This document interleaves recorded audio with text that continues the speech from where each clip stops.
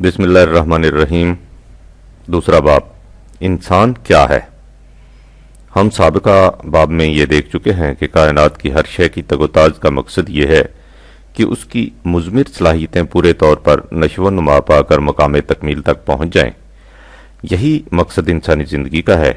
इससे ज़ाहिर है कि अगर हम ये देखना चाहें कि इंसान इस मकसद में कामयाब हुआ है या नहीं, और अगर हुआ है तो किस हद तक, तो उसके लिए हमें पहले से ये मालूम होना चाहिए कि इंसान की मुज़मिर सलाहियतें, रियलाइजेबल पोटेंशियलिटीज़ हैं क्या। इस सिलसिला में हमें ये मालूम होना चाहिए कि खुद इंसान क्या है। इस बाब में दो नज़रिए हैं जो इंसानी तारीख में शुरू से आज तक बराबर चले आ रहे हैं। एक नज़रिया वो है जिसे मैकानिकी तस्वुर हयात, मैकेनिकल कॉन्सेप्ट ऑफ लाइफ कहा जाता है। इसी नज़रिया को फ़लसफ़ा मादियत, मैटीरियलिज्म भी कहते हैं। इस मकाम पर इसकी ज़रूरत नहीं और ना ही इस किताब का ये मौजू है कि ये बताया जाए कि इस फ़लसफ़ा की तारीख़ क्या है और उसमें यूनानी मुफक्कर डेमोक्रातिस के ज़माने से जो इस फ़लसफ़ा का मौजूद तस्वर किया जाता है, आज तक क्या क्या तग़य्युरात वाक़ होते रहे हैं। इस वक्त मौजू ज़ेर बहस के एतबार से सिर्फ इतना समझ लेना ज़रूरी है कि इस नज़रिया की रूह से इंसान की ज़िंदगी फ़कत तबई ज़िंदगी, फिजिकल लाइफ तक महदूद समझी जाती है। बिलफाज़ दीगर इंसान से मफहूम दीगर हैवानात की तरह सिर्फ इसका जिस्म है। जिस्म की मशीन तबई कवानीन के मुताबिक चल रही है। जब ये मशीन चलते चलते रुक जाएगी तो इंसान की ज़िंदगी ख़त्म हो जाएगी। उसके बाद इस मशीन के अज्जा मुंतशर हो जाएंगे और यह सिलसिला ख़त्म हो जाएगा। इंसान ना गोश्त, पोस्त, हड्डियों, खून वगैरह के सिवा कुछ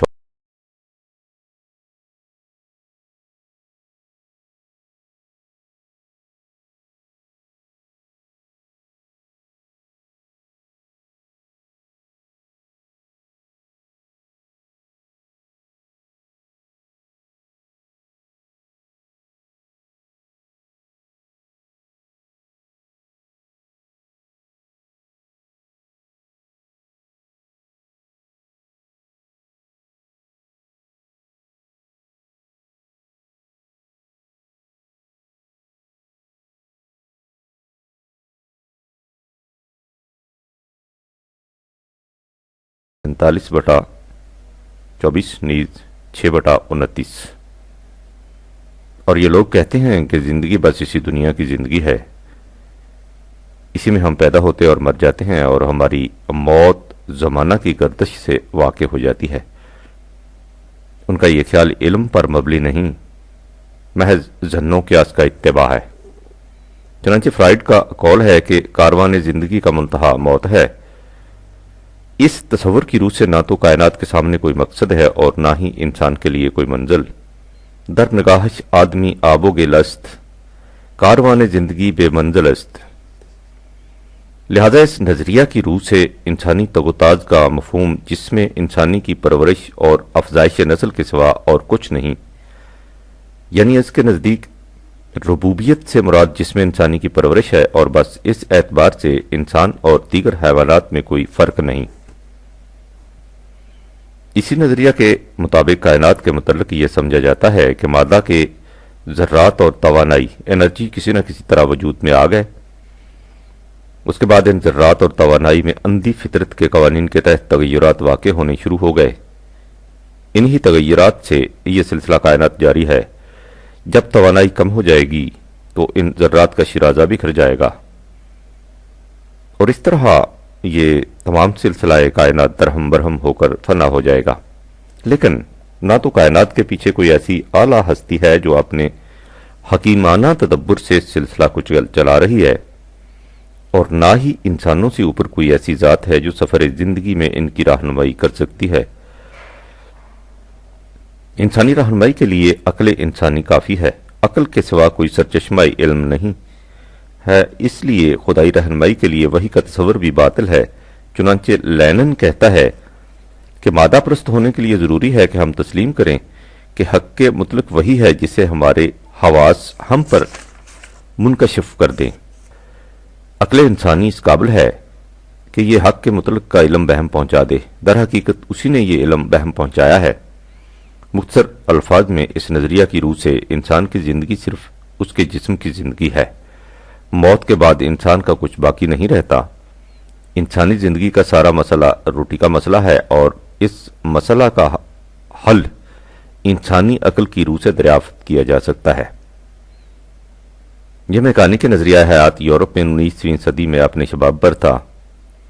مغرب کی موجودہ تہذیب اسی نظریہ کے بروبار کا نام ہے، لیکن 20ویں صدی میں خود یورپ کے سائنسدان اور مفکرین کائنات اور انسانی زندگی کے متعلق مزید انکشافات اور تحقیقات کے بعد ایک اور نتیجہ پر پہنچے ہیں۔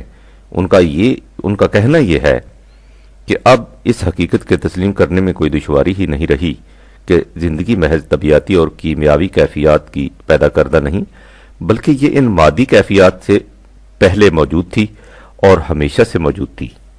اس امر کے باور کرنے میں بھی کوئی دشواری نہیں کہ اس مادی کائنات کے پیچھے ایک اور دنیا ہے جس کی تعبیرات کی روشنی میں ہمارے حیاتیاتی اصولوں کو عملاً منطبق ہونا چاہیے۔ لہذا زندگی کے مسئلہ کو طبیعتی اور کیمیاوی مسئلہ سمجھنا ہی غلط ہے۔ زندگی اور انسان کی ذات کا وجود اس حقیقت کی دلیل ہے کہ کائنات کی محض مادی تعبیر ناممکن ہے۔ زندگی کی ابتدا کے متعلق اور تو اور ڈارون، جو مغرب میں نظریہ ارتقاء کا عام تصور کیا جاتا ہے، اپنی کتاب آرگن آف سپیسیز کے آخر میں لکھتا ہے کہ زندگی کے اس تصور میں ایک عظمت ہے۔ زندگی مختلف قوتوں کی مظاہر ہے۔ سب سے پہلے خالق حیات نے زندگی کی روح متعدد پیکروں میں پھونکی ہو یا ایک ہی پیکر میں، یہ حقیقت اپنی جگہ پر رہتی ہے کہ اس تمام عرصہ میں جبکہ یہ کرۂ ارض فطرت کے اٹل قانون کے ماتحت اس طرح گردش کرتا رہا، زندگی کی اس سادہ سی ابتدا سے اس قدر متنوع پیکر اس حسن و رعنائی کے ساتھ نمودار ہوتے گئے اور ہوتے جا رہے ہیں۔ انسانی ذات، ہیومن پرسنالٹی کے متعلق جس کی طرف پروفیسر ہالڈین نے اوپر اشارہ کیا ہے، سورلے لکھتا ہے کہ انسانی ذات چند خصائص و رجحانات ہی کا مجموعہ نہیں، بلکہ یہ شعوری زندگی کا ایک نیا مرکز اور شعوری سرگرمیوں کا ایک نیا سرچشمہ ہے۔ انسانی ذات، نفس، سیلف کے وجود کا سرچشمہ کیا ہے؟ اس کے متعلق پروفیسر لائیڈ مارگن، جس کا تعارف پہلے ہو چکا ہے، لکھتا ہے کہ میں اپنی اس عقیدہ کا اعتراف کرتا ہوں کہ نفس انسانی کے ارتقاء کو ایک نفس اعلیٰ کا مظہر سمجھنا چاہیے۔ نفس اعلیٰ جو ان تمام اشیاء کا خالق ہے، جسے ہم جدید سے تعبیر کرتے ہیں۔ میں اس ارتقاء نفس کے اندر ہی یہی دیکھتا ہوں کہ اوپر سے نیچے اور اول سے آخر تک ایک عظیم الشان تدبیر عمل پیرا ہے۔ میرا یہ بھی عقیدہ ہے کہ فطرت کی ہر شے میں یہ ارتقائی بالیدگی خدا کی عالمیت، ڈیوین انرجی ہی کا مظاہرہ ہے۔ یہ نفس اعلیٰ لامحدود ہے اور زمان و مکان کی قیود سے بے نیاز۔ اس کی ذات کے لیے اول اور آخر اور جدت اور اعادہ کے الفاظ ان معانی میں استعمال نہیں کیے جا سکتے جن معانی میں یہ نفس انسانی سے بحث کرتے وقت استعمال ہوتے ہیں۔ وہ ذات قدیم اور واجب الوجود ہے، ارتقاء کی پیداوار نہیں بلکہ خود ارتقاء کی بڑھتی ہوئی صورت اس کا پرتو ہے۔ نفس انسانی، روح یا ذات یا انا کے متعلق برگسان لکھتا ہے، یہ ایک ایسی چیز کا نام ہے جو منتشر، ڈیکمپوز نہیں ہو سکتی، اس لیے کہ یہ مرکب نہیں بسیط ہے۔ یہ انکروپٹیبل ہے، اس لیے یہ غیر منقسم، انڈیویجبل ہے اور اپنی ذات کے اعتبار سے ناقابل فنا، امورٹل ہے۔ اس موضوع پر مغربی مفکرین اور ائمہ طبیعیات کے بہت سے اقوال پیش کیے جا سکتے ہیں، لیکن ہم سمجھتے ہیں کہ عنوان زیر نظر کے لیے اس تفصیل میں جانے کی ضرورت نہیں۔ نفس انسانی کے خصائص، اس کی نشو و ارتقاء کے ذرائع و اسباب اور اس کے مستقبل کے متعلق مزید گفتگو باب چہارم قرآنی نظریہ حیات میں کی جائے گی، جو اس موضوع کے لیے مناسب مقام ہے۔ اس مقام پر ہم صرف اس قدر بتانا چاہتے تھے کہ مغرب کے مفکرین اور سائنسدان اب خود میکانکی نظریہ حیات کو چھوڑ کر ایک جداگانہ نتیجہ پر پہنچ رہے ہیں جس کی روح سے انسان صرف مادی جسم کا نام نہیں جو عام قوانین طبعی کے ماتحت ایک مشین کی طرح چل رہا ہے اور اس کے اجزاء کے انتشار سے اس کی زندگی کا خاتمہ ہو جائے گا، بلکہ انسان جسم کے علاوہ ایک اور چیز بھی رکھتا ہے جسے اس کی ذات یا نفس کہا جاتا ہے اور جو ناقابل فنا ہے، اور لائٹ مارگن کے الفاظ میں اس نفس اعلیٰ کا پرتو ہے جو زمان و مکان کی حدود سے ماورا اور مادی سہاروں سے مستغنی ہے۔ قرآن کریم اس دوسرے نظریے کا حامل ہے اور اس نے اس حقیقت کو اپنے بلیغ حکیمانہ انداز میں بیان کیا ہے۔ وہ کہتا ہے کہ زندگی اپنے مختلف مدارج طے کرتی ہوئی آگے بڑھتی چلی آئی ہے۔ اس کی ابتدا 3 درجہ جمادات سے ہوئی۔ بدا خلق الانسان من طین 32/7 تخلیق انسانی کی اسکیم کا آغاز مٹی سے ہوا۔ زندگی جمادات کی تہوں میں محو خواب تھی کہ پانی کے چھینٹے نے اس میں حرکت پیدا کر دی۔ وجعلنا من الماء کل شیء حی افلا یؤمنون 21/30 اور ہم نے ہر جاندار شے کو پانی سے بنایا، کیا یہ لوگ اس حقیقت پر یقین نہیں رکھتے؟ یہاں سے سلسلہ ارتقاء آگے بڑھا اور نباتات کی طرح مختلف اطراف میں پھیل گیا۔ واللہ انبتکم من الارض نباتا 71/17 اللہ نے تمہیں زمین سے اگایا ایک طرح کا اگانا۔ اس کے بعد یہ سلسلہ ارتقاء حیوانات کے درجے میں پہنچا جہاں تخلیقی کاروبار تولید و تناسل کی روح سے آگے بڑھا۔ خلقا من ماء دافق 76/6 اسے پیدا کیا اس پانی نطفہ سے جو اچھل کر رحم میں گرتا ہے۔ درجہ حیوانات تک یہ سلسلہ اسی طرح چلا آیا۔ اب اس کے بعد زندگی اس منزل میں داخل ہوتی ہے جسے مقام انسانیت کہا جاتا ہے۔ یہیں سے وہ اہم فرق پیدا ہوتا ہے جو انسان کو دیگر تمام حیوانات سے ممتاز کر دیتا ہے۔ اس کے لیے سورہ سجدہ کی متعلقہ آیات کو مسلسل سامنے رکھیے، جن میں سے ایک آیت اوپر دی گئی ہے۔ الذی احسن کل شیء خلقہ بدا خلق الانسان من طین 32/7 اللہ وہ ہے جس نے ہر چیز کی خلقت میں حسن کارانہ تناسب قائم کیا اور یہ سب کچھ تدریجاً ارتقائی طور پر ظہور میں لایا گیا۔ چنانچہ اس سلسلہ میں انسان کی تخلیق کی ابتدا 3 سے کی گئی۔ اس کے بعد ہے ثم جعل نسلہ من سلالۃ من ماء مہین 32/8 پھر وہ اسے مختلف تخلیقی مدارج طے کراتے ہوئے اس مقام تک لے آیا جہاں اس کی نسل کا سلسلہ حقیر سے پانی نطفہ کے خلاصہ سے ٹھہرایا۔ اس درجہ حیوانی کے بعد ثم سواہ 32/9 اس میں ہر طرح کا اعتدال پیدا کیا۔ اس کے بعد ونفخ فیہ من روحہ 32/9 اللہ نے اس میں اپنی توانائی پھونک دی۔ یہ ہے وہ مقام جہاں یہ دیگر حیوانات سے متمیز ہو گیا، یعنی اس میں الوہیاتی توانائی ڈیون انرجی آ گئی جو کسی اور حیوان کے حصے میں نہیں آئی۔ اسی کا نام انسانی ذات یا نفس ہے۔ یہ روح خداوندی کی کرشمہ سازیاں ہیں جن سے ایک پیکرے آب و گل تھانا و بینا انسان کائنات کا جان مدعا بن گیا۔ یہ نفخ روح کیا ہے اور انسان پر اس کا کیا اثر پڑا، یہ ایک الگ داستان ہے۔ اس وقت ہمیں صرف یہ دیکھنا ہے کہ قرآن کی روح سے انسان کا ایک گوشہ تو وہ ہے جو عام حیوانات کی طرح طبعی جسم پر مشتمل ہے اور جو ان ہی قوانین کے تابع سرگرم عمل ہے جو دوسرے حیوانات پر نافذ ہوتے ہیں، لیکن اس کے علاوہ ایک اور چیز بھی ہے جسے روح خداوندی کہا گیا ہے۔ قرآن اسے نفس انسان کہہ کر پکارتا ہے، لہذا انسان مشتمل ہے جسم اور نفس باڈی اینڈ مائنڈ پر، یعنی اس کا بدن جو طبعیاتی قوانین کے ماتحت مصروف حرکت رہتا ہے، اور انسانی ذات خودی یا انا یا نفس جو ان قوانین کے تابع نہیں۔ ہم دیکھ چکے ہیں کہ مغرب کے مادیین نے یہ نظریہ قائم کیا کہ کائنات مادی گردشوں کا نام ہے اور انسان مادی عناصر کی ترتیب سے وجود میں آ گیا ہے۔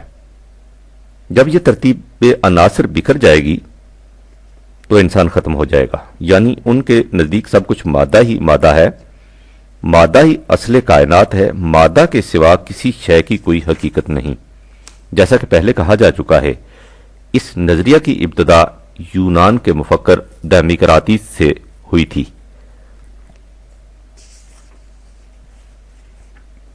لیکن یونان کے ایک دوسرے مفکر افلاطون پلیٹو نے ایک اور نظریہ پیش کیا جو مذکورہ صدر نظریہ کی ضد تھا۔ اس نے کہا کہ یہ تمام کائنات فریب تخیل ہے، اس کی کوئی اصل نہیں، اس کا وجود محض سایہ ہے، حقیقت نہیں۔ یہ نظریہ افلاطون کے زمانہ سے لے کر آج تک مختلف زمانوں میں مختلف مذاہب اور مختلف مکاتب فکر کے مختلف پیکروں میں چکر لگا چلا آ رہا ہے۔ ہندو مت کے ویدانت میں اسی تصور کے ماتحت کائنات کو مایا، فریب اور سراب قرار دیا گیا ہے۔ اسی کے ماتحت بدھ مت کے دنیا کو قابل نفرت ٹھہرایا گیا اور حقیقی دنیا آسمان کی بادشاہت کو قرار دیا اور جسم کے تقاضوں سے فرار کو رہبانیت کے مقدس نقاب میں چھپانے کی کوشش۔ یہی نظریہ تصوف کی روح بنا جس نے دنیا کو ناسبات قرار دے کر اس سے ترک علائق کی تلقین کی۔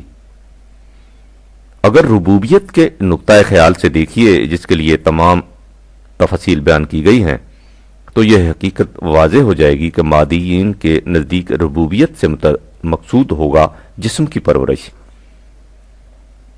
کیونکہ وہ انسان میں جسم کے علاوہ اور کسی شے کے قائل نہیں، اور اس کا ذریعہ قرار دیا جائے گا عقلی وسائل کو، کیونکہ وہ عقل سے ماورا کسی اور سرچشمائی علم و ہدایت کو نہیں مانتے۔ اس تصور حیات کا نتیجہ انسانیت کے حق میں کیا ہوگا، اس کے متعلق آئندہ باب میں گفتگو کی جائے گی۔ باقی رہے دوسرے نظریہ کے قائل، سو ان کے متعلق آپ کے دل میں خیال پیدا ہوتا ہوگا کہ ان کے نزدیک ربوبیت سے مراد ہوگی روح کی پرورش، یعنی ایسا مسلک جس سے انسان کی روح نشو و نما پا کر ایک مستقل حیثیت اختیار کر لے۔ لیکن آپ کو یہ سن کر تعجب ہوگا کہ ان کے نزدیک بھی مقصود حیات یہ نہیں۔ ان کا عقیدہ یہ ہے کہ روح انسانی آتما برہما خدا کی روح اعلیٰ پرماتما کا ایک جزو ہے۔ یہ جزو اپنے اصل سے الگ ہو کر مادی دنیا پراکرتی کی زنجیروں میں جکڑا ہوا ہے۔ مقصد حیات یہ ہے کہ اس روح کو ان زنجیروں سے آزاد کرا دیا جائے تاکہ یہ جزو اپنی اصل سے جا ملے۔ انسانی آرزویں اس مقصد کے حصول میں حائل ہوتی ہیں، اس لیے اس کا علاج ترک آرزو ہے، یعنی دنیا اور اس کے متعلقات سے اس طرح کنارہ کشی کی جائے کہ انسان کے دل میں کوئی آرزو ہی پیدا نہ ہو۔ انسان جس قدر جسمانی لذائذ اور دنیاوی حظائظ سے اجتناب برت کر نفس کشی کرتا جائے گا، اسی قدر یہ بندھن ڈھیلے پڑتے جائیں گے۔ جب نفس کو پوری طرح فنا کر لیا جائے تو یہ زنجیریں ٹوٹ جائیں گی اور پھر انسانی روح اپنی اصل میں جا کر ضم ہو جائے گی۔ یہی منتہائے زندگی ہے۔ یہ نظریہ بدھ مت، ویدانت، عیسائیت سب میں چکر لگاتا چلا آ رہا ہے۔ فرق صرف نام اور لباس میں ہے، روح ہر جگہ ایک ہے، اور بدبختی سے یہی روح ہمارے کے تصور میں بھی کار فرما چلی آ رہی ہے۔ اس کی روح سے ترک دنیا، ترک لذائذ، ترک خواہشات انسانی سعی و عمل کا منتہا ہے، اس لیے کہ دنیا جیل خانہ ہے جس میں انسانی روح مقید ہے۔ انسان نفس کشی سے وہ مقام حاصل کر لیتا ہے جس میں تمام دنیاوی زنجیریں ٹوٹ جاتی ہیں اور روح ذات خداوندی میں پھر سے مدغم ہو جاتی ہے۔ اسی کو واصل بالحق ہونا کہتے ہیں، یعنی روح کا حق خدا کے ساتھ جا کر مل جانا۔ یہی وجہ ہے کہ بزرگوں کی موت کو موت نہیں کہتے بلکہ یوں کہتے ہیں کہ ان کا وصال ہو گیا، یعنی جزو اپنی اصل سے جا کر مل گیا۔ یہی روح کا منتہا ہے، اسی میں اس کی مسرتوں کا راز پنہا ہے۔ عشرت قطرہ ہے، دریا میں فنا ہو جانا۔ وحدت وجود اور ویدانت اسی فکر کے مظاہر ہیں جس کا چشمہ سرزمین یونان سے پھوٹا اور ساری دنیا میں ایسی دلدل پیدا کر گیا کہ آج تک انسانیت اس میں تابہ کمر ڈوبی ہوئی ہے اور اس سے نجات کی کوئی راہ نہیں ملتی۔ یہ افلاطونی فکر بقول اقبال گوسفند سے در لباس آدم است، حکم او بر جان صوفی محکم است، بر تخلی ہائے او فرمان اور رواست، جامع او خواباور او گیتی رواست، قوم ہا ار چکرے او مسموم گشت، خفتو از ذوق عمل محروم گشت۔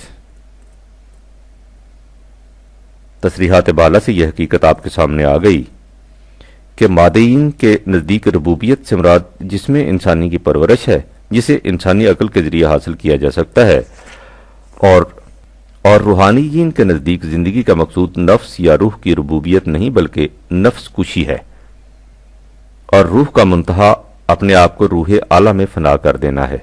اول فنا، آخر فنا، ظاہر فنا، باطن فنا۔ لہذا ربوبیت کے نقطہ نظر سے روحانیین کا مسلک تو اس قابل ہی نہیں کہ اس کے متعلق کوئی بحث کی جائے۔ البتہ مادیین کا مسلک مزید گفتگو کا مقتضی ہے، اسے آئندہ باب میں دیکھیے۔